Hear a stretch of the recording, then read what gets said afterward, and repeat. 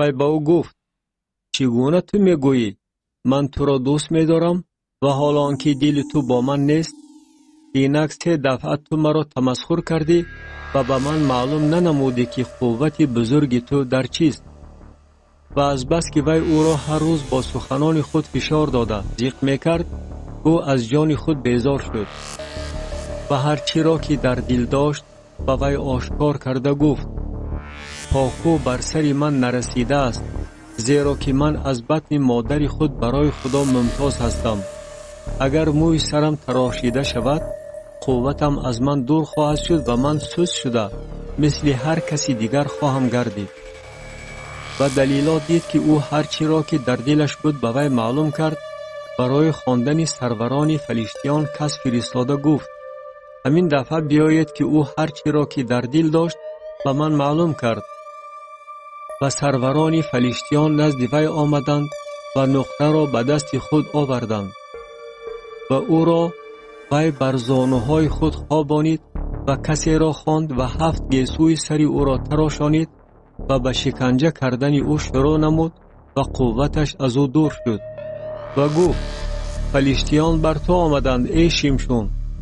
و او از خوابش بیدار شده در دل خود گفت مثل پیشتر بیرون رفته به خود می آیم، ولی او ندانست که خداوند از او دور شده است. و فلیشتیان او را دستگیر کرده چشمانش را کندند و او را به غزه آورده با زنجیر 2 قبطه میسین بستند و او در زندان دستاس میکرد و موی سرش که تراشیده شده بود از نو برآمدن گرفت. ممات شمشون. و سروران فلیشتیان جمع شدند تا که برای خدای خود داجون قربانی بزرگ آورده دماغچاقی کنند و گفتند خدای ما دشمنی ما شمشون را به دست ما تسلیم نمود. و چون قوم او را دیدند خدای خود را مدح کردند، زیرا که گفتند خدای ما دشمنی ما را که خراب کننده زمین ما بوده بسیاری را از ما کشته است به دست ما تسلیم نمود. و چون دماغشان چاق شد گفتند شمشون را بخوانید تا که بازی کرده ما را دلخوش گرداند.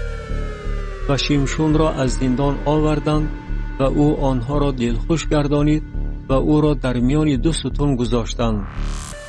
و شمشون به امردی که دست او را نگاه می داشت گفت مرا واگذار تا ستونهای را که خانه بر آنها قایم است لمس نمایم و بر آنها تکیه کنم.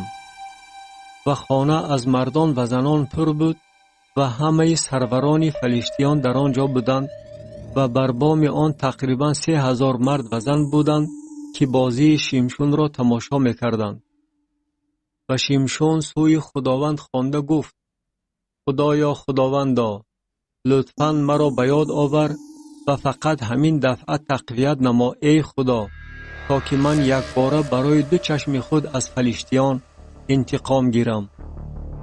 و شمشون 2 ستون میانه را که خانه بر آنها قایم بود، یکی را با دست راستش و دیگری را با دست چپش در آغوش گرفته بر آنها تکیه کرد. و شمشون گفت بگذار جان من با فلیشتیان بمیرد. و با تمام قوتش فشار داد و خانه بر سروران و بر تمام قومی که در آن بودند فرو رفت و مردگانی که او در ممات خود کشت از مردگانی که در حیات خود کشته بود بیشتر بودند. و برادران او و تمام خاندان پدر او فرود آمدند و او را برداشته بردند و در میان سارعا و اشتاول در مقبره پدرش مانوئه دفن کردند و او 20 سال بر اسرائیل داوری نمود.